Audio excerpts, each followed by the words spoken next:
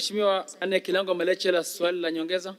Mheshimiwa Naibu Spika, pamoja na majibu mazuri sana ya Mheshimiwa Naibu Waziri, lakini nina maswali mawili ya nyongeza. Mheshimiwa Naibu Spika, kwa kuwa Rais Samia Suluhu Hassan alipokuja Same tarehe 30 Septemba mwaka 2025 alisema maneno haya: kwa kuwa najua barabara za kule mlimani tarafa ya Mamba, mvua zinaponyesha mnashindwa kusafirisha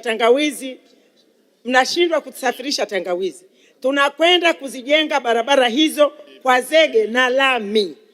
Je, serikali hamuoni baada ya rais kutoa ahadi hii, ni vyema sasa wakati sisi wananchi tunasubiri ujenzi mkubwa wa lami na zege, mkajenga barabara hii yote kutoka Hedaru Vuna mpaka Mamba kwa kiwango cha tangawizi, ili barabara hii iweze kupitika kwa miezi yote 12. Swali la pili, Mheshimiwa Naibu Spika, hapa ninapoongea Mheshimiwa Waziri, niliposimama, barabara ile sehemu ya kata ya Mpinji haipitiki kabisa. Kwa hiyo malori mengi yako pale yanatafuta njia ya kupeleka tangawizi tambarare. Je, serikali hamuoni ni vyema sasa mkafanya jambo la dharura tu kwenda kutengeneza ile barabara pale Mpinji ili kuboresha uchumi wa wananchi wangu? Asante Mheshimiwa Naibu Spika.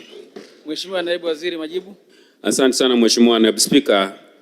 Ni mwakishe Mheshimiwa mama yangu Mama Anne Kilango Malecela kwamba serikali inaitambua sana barabara hiyo, na ndio maana karibu katika kila mwaka wa fedha imekuwa ikitenga fedha kwa ajili ya ujenzi na kuhakikisha kwamba inapitika, kwa sababu ni barabara muhimu ya shughuli za kiuchumi na za kijamii.